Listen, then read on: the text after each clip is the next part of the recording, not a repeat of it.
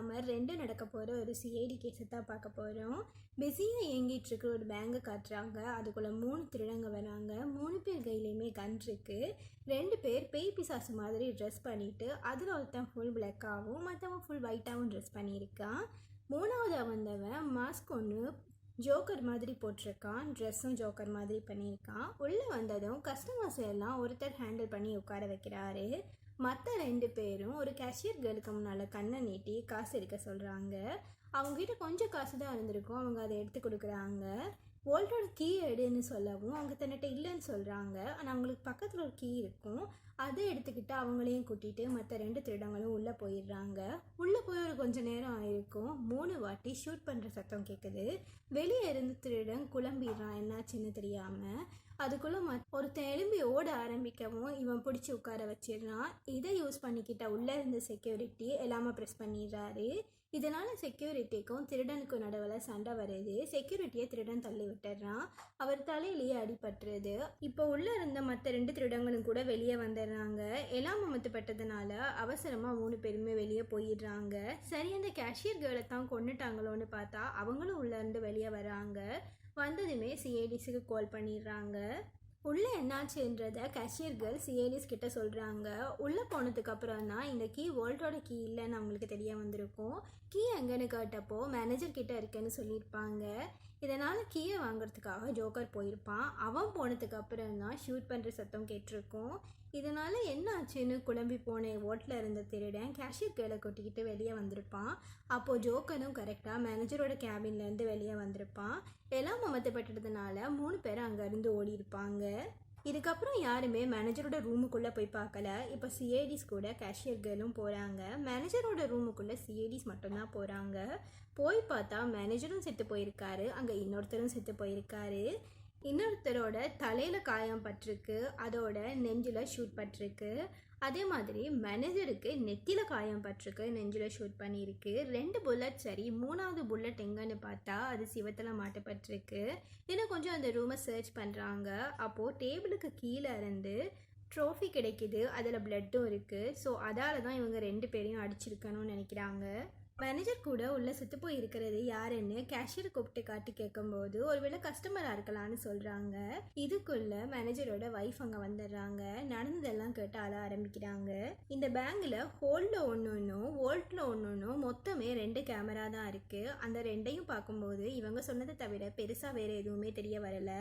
Cashier கிட்ட இன்னும் விசாரிக்கும் போது மேனேஜர் ரூம்லேருந்து ஜோக்கர் வெளியே வரும்போது அவனோட ட்ரெஸ்ஸில் பிளட் இருந்ததை பார்த்தேன்னு சொல்கிறாங்க. அப்படின்னா ஒருவேளை மேனேஜர் கீயே தரமாட்டேன்னு விடாப்பிடியாக இருந்திருக்கலாம். அதனால் ஜோக்கர் மேனேஜரை ஷூட் பண்ணியிருக்கலாம். உள்ளே இருந்த கஸ்டமர் மேனேஜரை காப்பாற்றணும்னு நினச்சிருக்கலாம். அதனால் அவரையும் ஷூட் பண்ணியிருக்கலாம். உள்ளே செத்து கிடந்தவரை நாம் இனிமேல் கஸ்டமர்னே மென்ஷன் பண்ணுவோம். அடுத்து செக்யூரிட்டியை விசாரிக்கிறாங்க.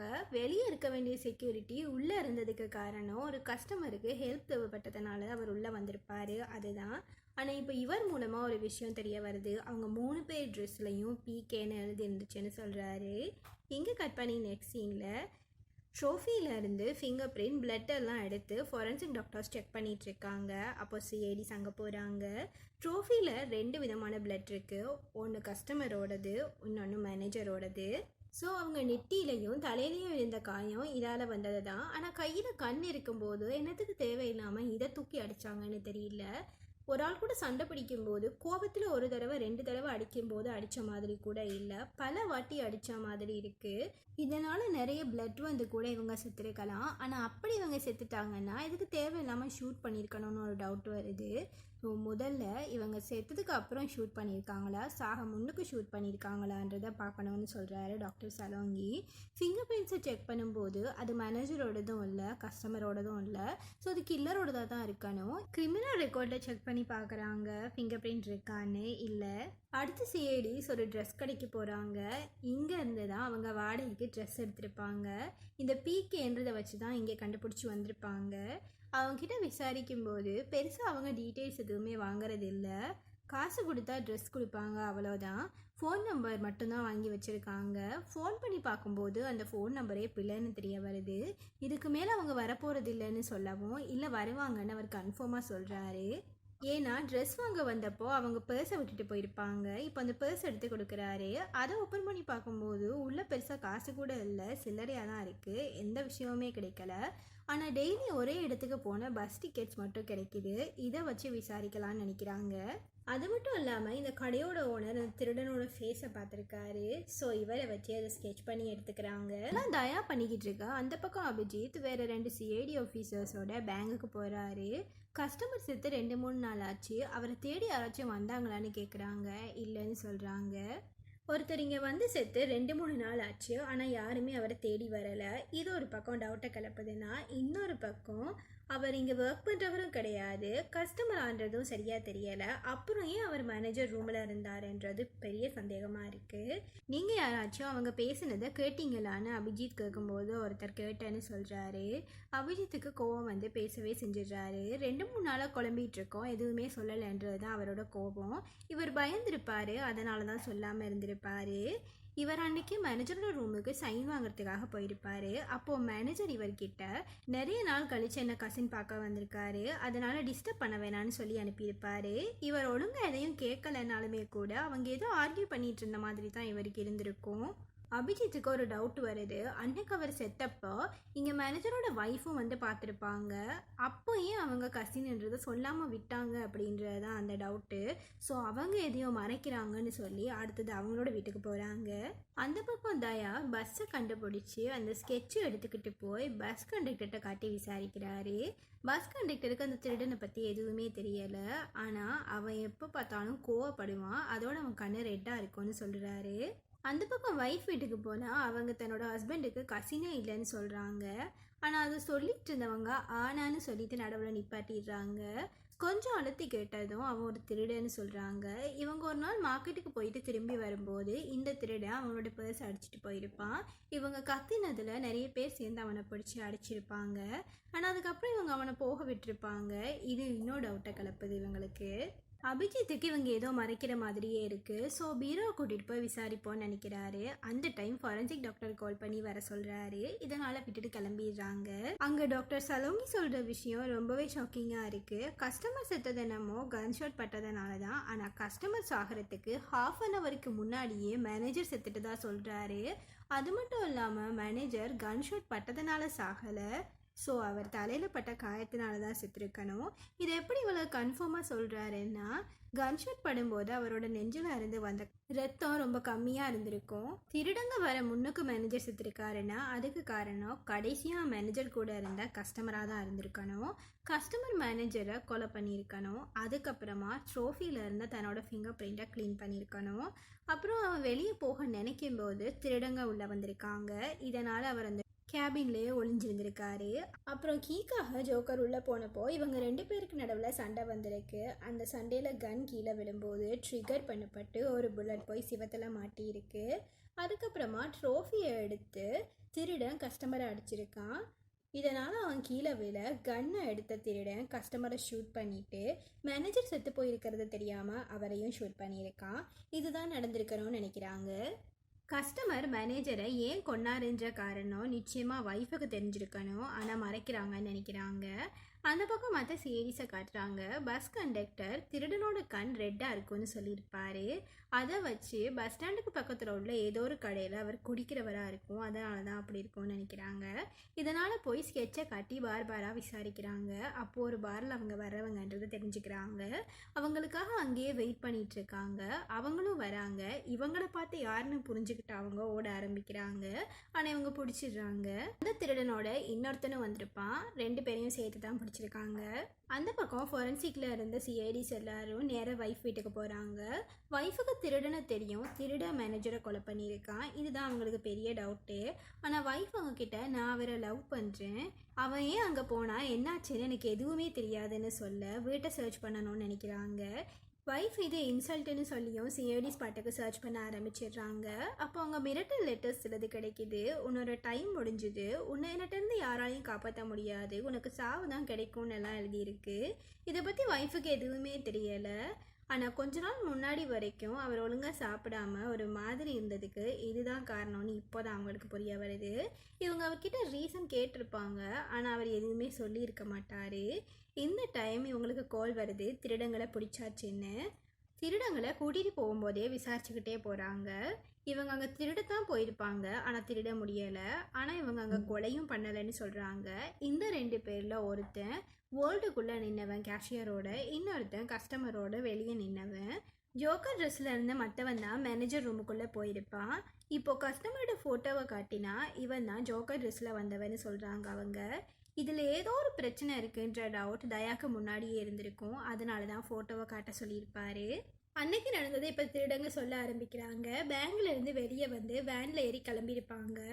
போகிற வழியெல்லாம் அவங்க 2 பேருமே ஜோக்கரை திட்டிட்டு வந்திருப்பாங்க ஷூட் பண்ணதுக்காக. அப்போது அவர் திடீர்னு கன்னை இவங்க முன்னாடியே நீட்டி வேனை நிப்பாட்ட சொல்லியிருப்பாரு. இவங்களும் நிப்பாட்டியிருப்பாங்க. கீழே இறங்கி மறுபடியும் கன்னை காட்டி கிளம்ப சொல்லியிருப்பாரு. இவங்களும் கிளம்பியிருப்பாங்க. இப்போ அவரை எங்கே இறக்கி விட்டீங்கன்றதை கேட்டு தெரிஞ்சுக்கிறாங்க. இவங்க இவ்வளோ நேரமும் சொன்னதை வச்சு நம்மளுக்கு ஒரு விஷயம் புரிய வந்திருக்கும். அன்னைக்கு இவங்க பேங்க்லேருந்து திரும்பி வரும்போது இவங்க கூட வந்தது முதல்ல இவங்க கூட வந்த ஜோக்கர் கிடையாது, மேனேஜரோட கேபினில் இருந்த கஸ்டமர் தான்றது புரிய வந்திருக்கும். இப்போ என்ன நடந்திருந்தாலும் மேனேஜரோட கேபினில் தான் நடந்திருக்கும்னு சொல்லி சிஐடிஸ் திரும்ப அங்கே போகிறாங்க. இங்கே டிஸ்கஸ் பண்ணதில் என்ன நடந்திருக்கும்னு இவங்க ஒரு முடிவுக்கு வராங்க. கஸ்டமர் மேனேஜரை பார்க்க இங்கே வந்திருக்காரு. அப்போது அவங்க 2 பேருக்கு நடுவில் ஏதோ ஒரு ஆர்கியூமெண்ட் நடந்திருக்கு. கோவத்தில் கஸ்டமர் மேனேஜரை ட்ரோஃபி எடுத்து அடிச்சிருக்காரு. இதில் அவர் செத்து போயிருக்காரு. அப்புறம் அவர் இங்கேருந்து கிளம்ப நினைக்கும் போது திருடங்க அங்கே வந்திருக்காங்க. ஸோ இவர் கேபின்லேயே மறைஞ்சிருந்திருக்காரு. அப்போது கீ எடுக்கிறதுக்காக ஜோக்கர் உள்ள வரவும் ஜோக்கரை கஸ்டமர் ட்ரோஃபியால் அடிச்சிருக்கான். ஜோக்கர் கீழே விழும்போது கன் ட்ரிகர் பண்ணப்பட்டு புல்லட் போய் சிவத்தில் மாட்டியிருக்கு. அப்புறமா அவங்க 2 பேருக்குள்ள சண்டை நடந்து கன் கஸ்டமர் கைக்கு போயிருக்கு.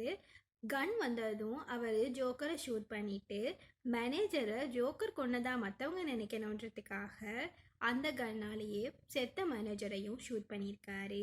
தப்பிக்கிறதுக்காக திருடனோட ட்ரெஸ் எடுத்து தான் போட்டுக்கிட்டு அங்கேருந்து கிளம்பியிருக்காரு.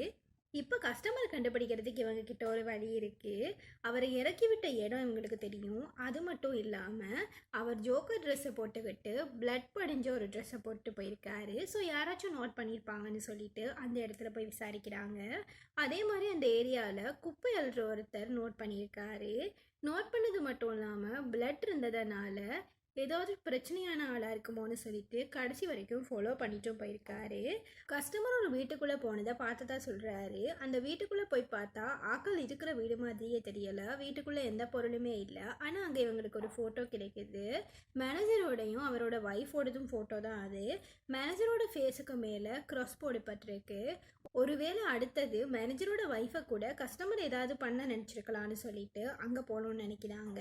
ஆனால் இவங்க போக முன்னுக்கே கஸ்டமர் அங்கே போயிட்டான். இருந்தாலும் கத்தியால் குத்த முன்னுக்கே சிஐடிஸ் வந்து தடுத்துடுறாங்க. இப்போ ஜோக்கர் மாஸ்கை எடுத்துகிட்டு பார்த்தா அது ஒரு கேர்ள். ஏன் என் ஹஸ்பண்டை கொண்டேன்னு சொல்லி ஒய்ஃப் அட்டாக் பண்ண போகவும் என்னால் முடிஞ்சால் நான் அவனை 10 வாட்டி கூட கொல்லுவேன்னு சொல்லிட்டு இப்போ உன்னையும் கொல்லுவேன்னு இவங்க திரும்பி அட்டாக் பண்ண போகிறாங்க. அப்போது சிஐடிஸ் பிடிச்சி அடித்து உட்கார வைக்கிறாங்க. மேனேஜர் இவங்களோட அப்பா இவங்க அம்மாவை கல்யாணம் பண்ணிக்கிறேன்னு சொல்லி ஏமாற்றி இருப்பார். சாகிற வரைக்கும் அவர் வருவாருன்னு சொல்லி அவங்க வெயிட் பண்ணிகிட்டே இருந்திருப்பாங்க. முதல்ல அவங்க போனப்போ யாருன்னே தெரியாதுன்னு சொல்லியிருப்பார் மேனேஜர். அப்புறமா எனக்கு இங்கே நல்ல ரெஸ்பெக்ட் இருக்குது, நீ ஏன் இங்கே வந்தேன்னு கேட்டிருப்பாரு. உன்னோட ரெஸ்பெக்ட் நேம் எல்லாம் கெட்டு போயிடக்கூடாதுன்றதுக்காக தான் என்னோட அம்மா இவ்வளோ நாளாக பேசாமல் இருந்தாங்கன்னு அவங்க சொல்லிட்டு இருக்கும்போதே அங்கே முதல்ல சைன் வாங்க வந்தவர் வந்திருப்பார். கதவை லைட்டாக தான் ஓப்பன் பண்ணியிருப்பார். அது மட்டும் இல்லாமல் இந்த கேர்ள் ஹூடி போட்டிருப்பாங்க. தலையை கவர் பண்ணி இருந்ததுனால அது ஒரு கேர்ள்ன்றதே அவருக்கு தெரியாமல் இருந்திருக்கும். அதனால தான் அவர் சிஐடிஸ் கிட்ட அதை பற்றி சொல்லலை. சைன் வாங்க வந்தவர்கிட்ட மேனேஜர் இவங்களை கசின்னு சொல்லி அனுப்பினதும் என்னை பொண்ணுன்னு சொல்ல உனக்கு வெக்கமாக இருக்கா, என் அம்மா சாகிற வரைக்கும் முன்னையே தான் லவ் பண்ணிட்டு இருந்தாங்க, ஆனால் நீனு பேசிகிட்டு இருக்கும்போது நீ ரொம்ப பேசிகிட்டு இருக்க, இதுக்கு மேலே பேசினேனான்னு சொல்லிட்டு அவர் எழும்பி இவங்களுக்கு பக்கத்தில் வந்துப்பார். நீ என்ன பண்ணுவ பயந்தாங்குள்ளின்னு அவங்க சொல்லிடவும் கோவம் வந்த மேனேஜர் இவங்களை அரைஞ்சிருக்காரு. அப்போ அவங்க டேபிள் மேலேயே போய் விழுந்திருப்பாங்க. பக்கத்தில் தான் ட்ரோஃபி இருந்திருக்கும். முதல் தடவை அப்பாவை பார்க்க வந்தா நீ இப்படி பண்ணுறேன்னு சொல்லி கோவத்தில் அந்த ட்ரோஃபியை எடுத்து அவர் அடிச்சிருக்காங்க. திரும்ப திரும்ப அடித்ததில் அவர் செத்தே போயிருக்காரு. கொல்லணும்னு நினச்சவங்க வரலை, ஆனால் அந்த நேரத்து கோவத்தில் இது நடந்துருச்சு. என்ன பண்ணுறதுன்னு யோசிக்கும் போது தான் திருடங்க வந்திருப்பாங்க. டக்குன்னு மேனேஜரை தூக்கி அவர் சீட்லேயே உட்கார வச்சுட்டு சீட்டை திருப்பி விட்டுருப்பாங்க, பின்பக்கம் பார்க்குற மாதிரி. அதுக்கப்புறமா வந்து மறைஞ்சிருந்திருப்பாங்க. அப்போதான் ஜோக்கர் உள்ள வந்திருப்பான். கீழே கட்டு மேனேஜரோட சேரை திருப்புறான். இதுக்கப்புறமா எல்லாமே சிஐடி சொன்ன மாதிரி தான் நடந்திருக்கும். கரெக்டாக இவங்க போய் ட்ரோஃபியை வச்சு திருடனை அடிச்சிருப்பாங்க. அப்போது கன் ட்ரிகர் பண்ணப்பட்டு சிவத்தில் அந்த புல்லட் போய் சொருகி இருக்கும். அதுக்கப்புறம் அவன் கீழே விழ கன்னை எடுத்து 2 பேரையும் ஷூட் பண்ணிட்டு திருடனோட ட்ரெஸ் எடுத்து போட்டுக்கிட்டு இவங்க தப்பிச்சிருக்காங்க. வைஃப்னால தான் மேனேஜர் தன்னோட அம்மாவை விட்டுட்டாருன்ற கோவத்தில் தான் இப்போ அவங்களையும் கொல்ல வந்திருக்காங்க.